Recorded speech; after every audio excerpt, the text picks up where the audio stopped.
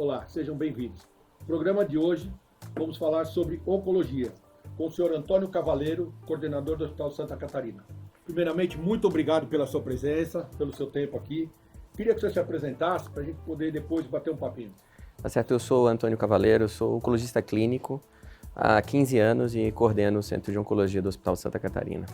Bom, prazer estar aqui contigo, Domingos. O prazer é nosso trazer alguém de Santa Catarina para cá. Primeira pergunta, o câncer é hereditário? Eu ouço essa pergunta muito comumente no consultório, né? Assim que os pacientes recebem o diagnóstico, muitas vezes são outros colegas que dão o diagnóstico, e a primeira pergunta que vem na cabeça dos pacientes afetados, da família, é por que eu, por que agora e por que dessa forma, né? Então, simplificando essa pergunta, eu vou te dizer que 1 de cada 10 casos de câncer pode ser considerado hereditário. Bom, o que significa isso? Existem alguns genes, que algumas pessoas que correm em algumas famílias, esses genes podem estar presentes, alterados em alguns membros da família e podem ser transmitidos. Os portadores dessa alteração genética, eles são pessoas absolutamente normais, eles não sentem nada, eles não têm doença, mas a alteração desse gene aumenta o risco deles desenvolverem certos tipos de câncer ao longo da vida.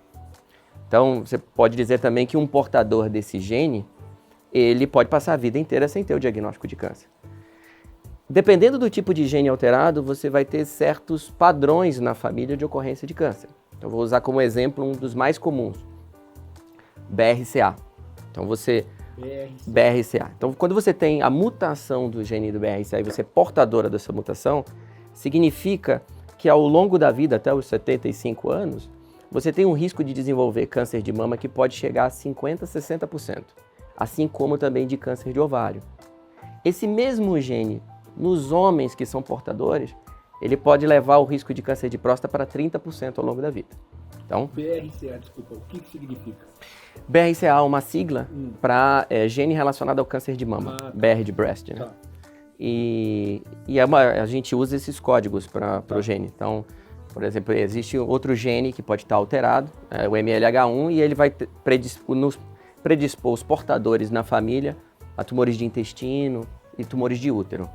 Então, 90% dos casos de câncer, eles são esporádicos, né? Eles estão relacionados a algumas exposições e alguns hábitos, exposições ocupacionais, dieta. Obesidade é um fator de risco para câncer, assim como o tabagismo.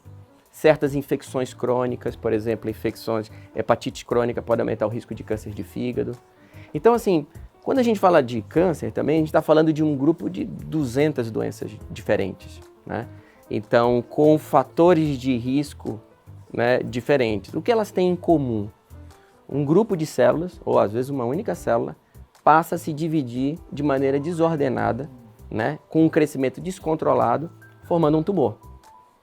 Isso acontece por uma sequência de eventos genéticos que aconteceram naquela célula, mas isso dos genes que ela já herdou.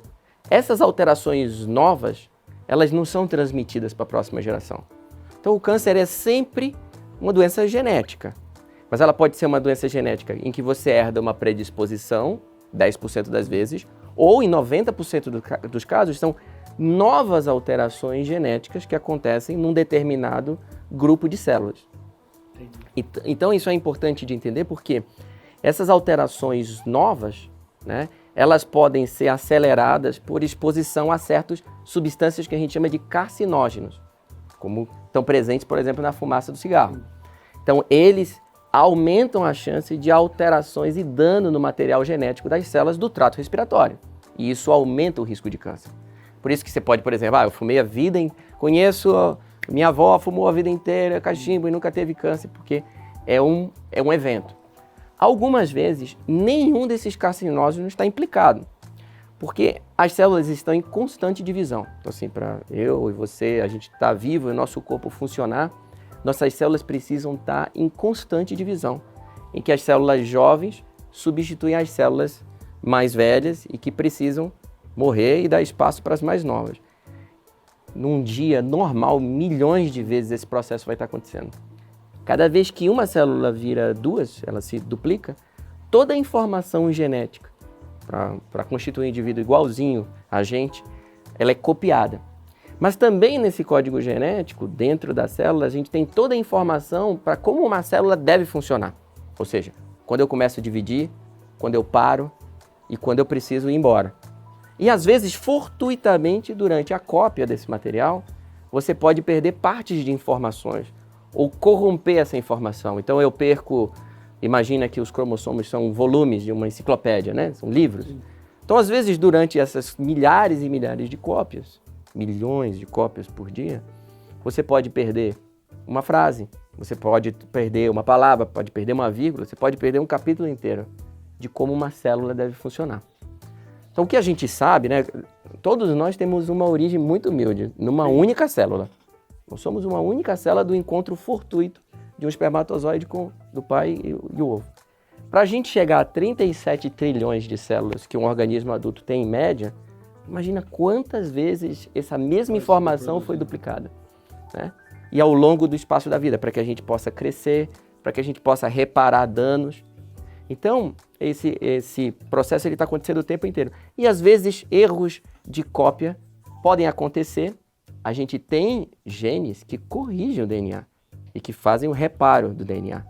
Mas às vezes você pode ter, nesse gene de reparo de DNA, você ter herdado nesse sistema um defeito.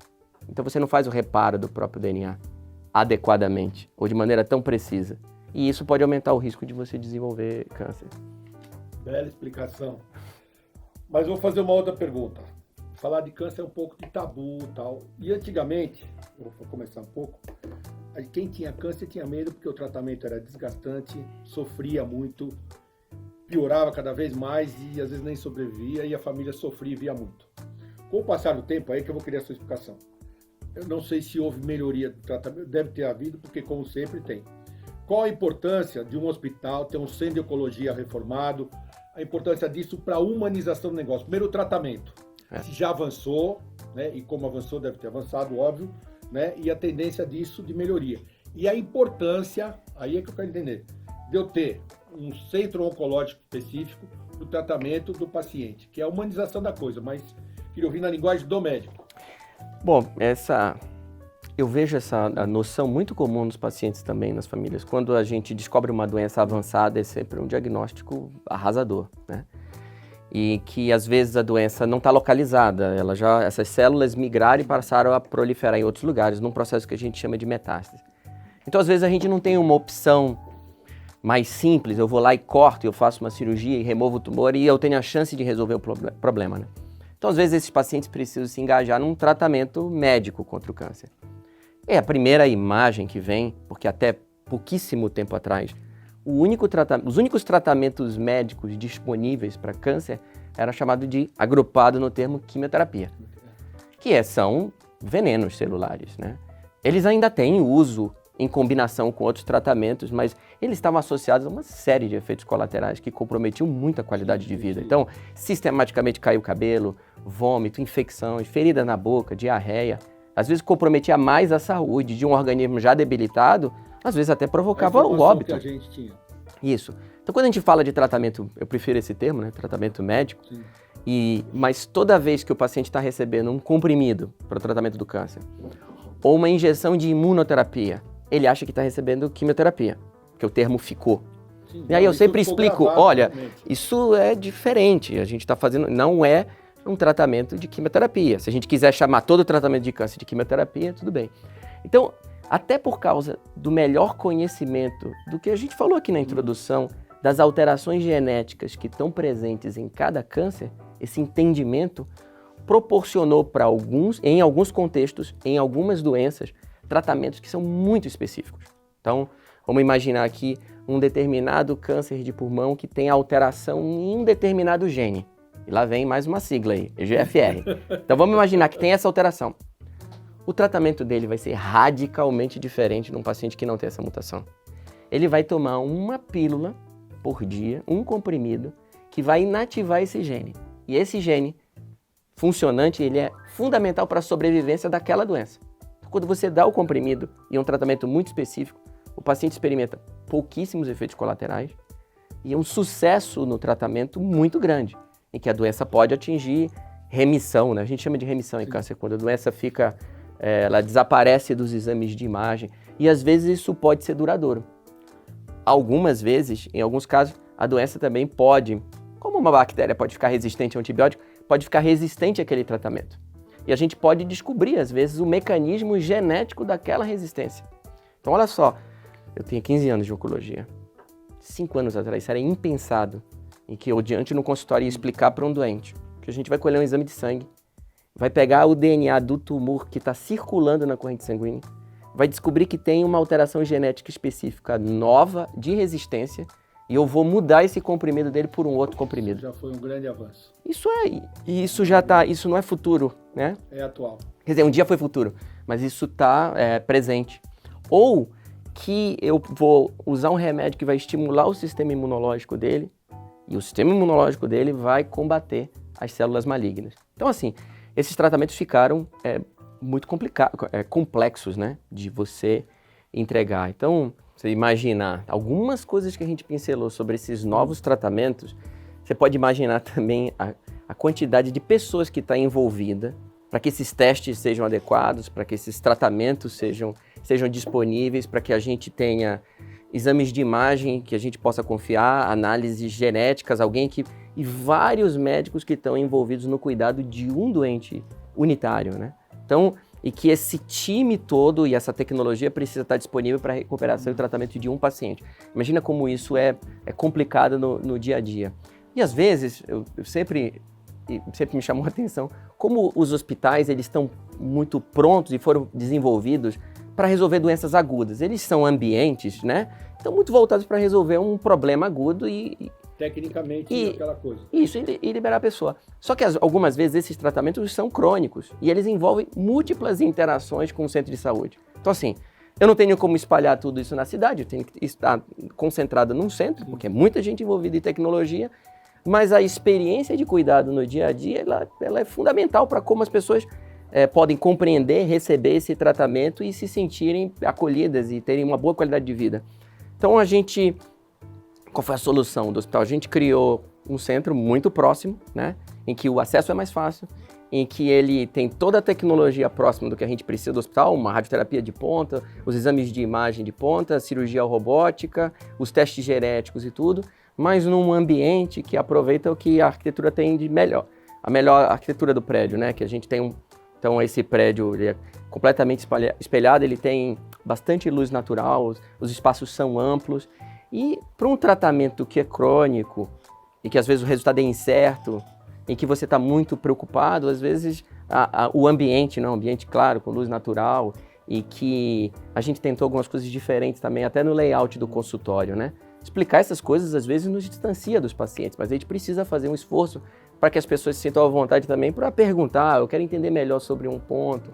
Então a gente tentou um layout diferente no consultório em que a gente não tem a mesa entre o paciente. Então, é muito como estar, por exemplo, numa sala de estar, em que a gente pode conversar com um médico que é meu conselheiro, ele está me aconselhando em relação à saúde. Eu não sou um objeto nas mãos dessa tecnologia inteira.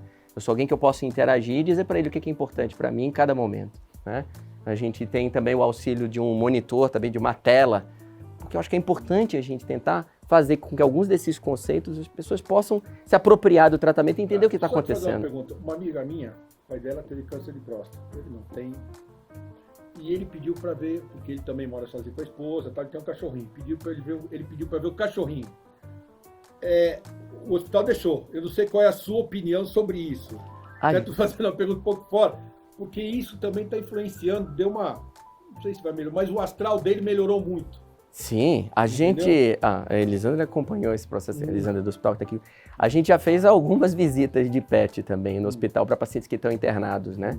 Então, e é uma maneira dos pacientes que estão, às vezes, no momento agudo da doença ou expectativa de algum resultado, de dizer que a vida deles continua lá fora e que vai continuar depois que aquela fase passar, né? Então, visita de familiares, visita de PET é algo que a gente tem feito e tem encorajado. Esse processo assim, de humanização e de entender também, você não fazia conexão direta só entre então, esses tratamentos, os médicos e a tecnologia e a doença, mas de entender também que cada paciente é único, né? A gente falou aqui que cada doença é única e que tem um tratamento específico. A gente está começando a vislumbrar toda essa variabilidade que existe, né, na doença. Mas cada pessoa tem uma história, e tem o que é importante em cada momento, né? Então, eu sinto que isso não está presente só da parte da equipe médica também. Você vê que isso é institucional, de entender o que cada um precisa. Às vezes, o que um precisa num momento de crise, quando está internado, é rever o pet dele, rever o cachorrinho, e aquilo dá, instila, né, um certo positivismo de entender que a vida dele continua, mesmo depois que ele passar aqui, que ele vai poder retornar para casa dele. Então, da gente conseguir, então, a comissão de controle de infecção, o acesso, e da gente conseguir a visita, e isso muitas vezes é muito importante do ponto de vista até psicológico, claro, mas também biológico, né? Porque a pessoa está mais pronta para enfrentar aquela crise, né, no caso da internação. Vamos lá, eu queria fazer uma outra pergunta. Dentro da sua área, existe um projeto chamado, não sei se é seu, do hospital, não sei se é só da sua área. É da instituição. Da instituição. Então, vamos falar da instituição. O que importa para você?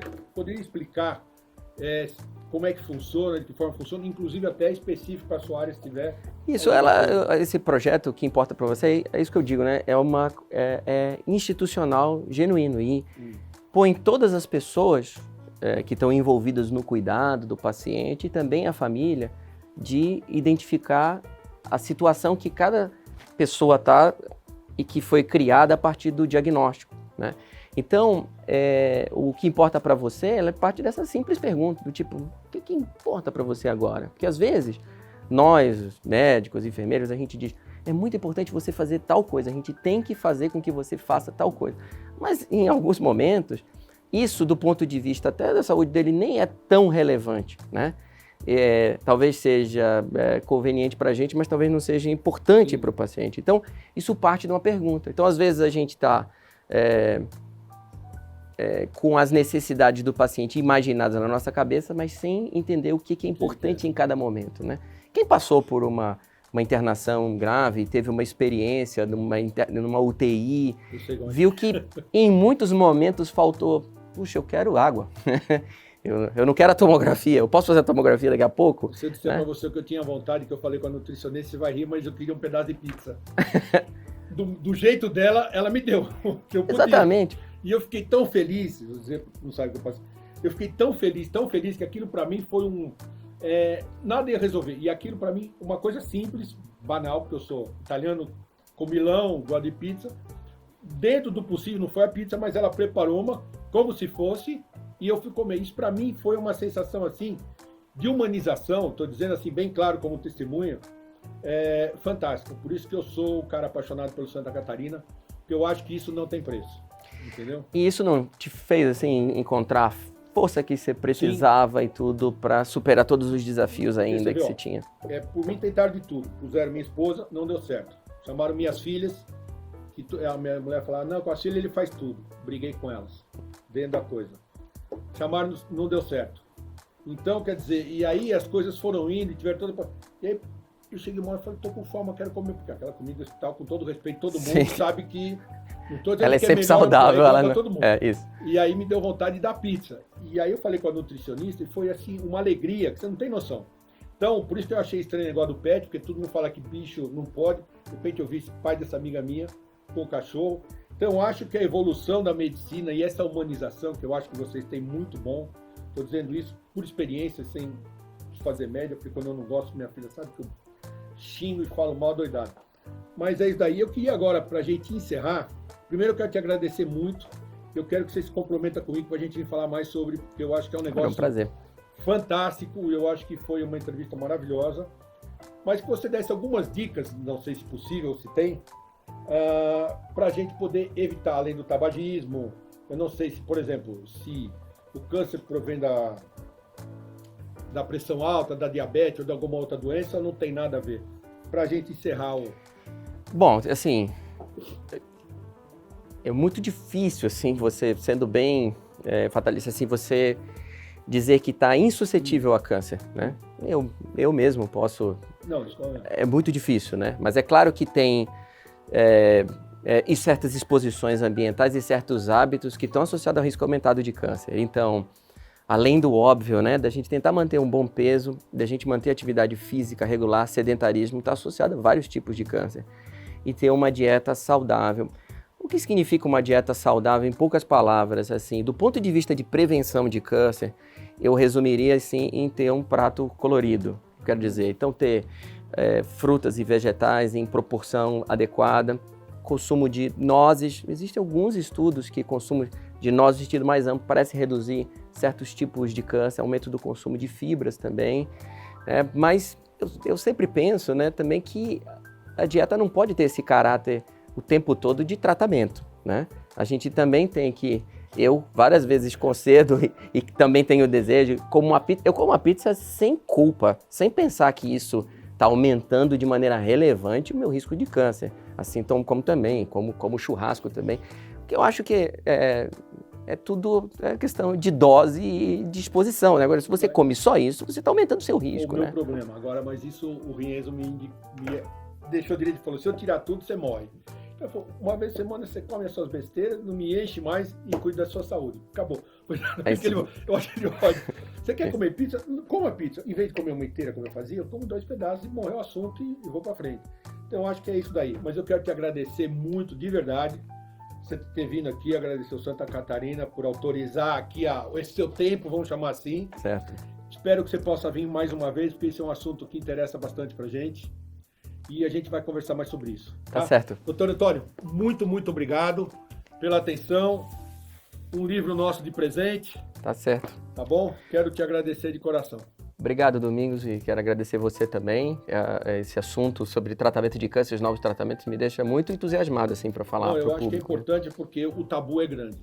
Até por mim, tô falando, não tive ninguém, mas a gente sempre imaginou que era o pior, né? Chegou aqui, é como se assinar a sentença de morte.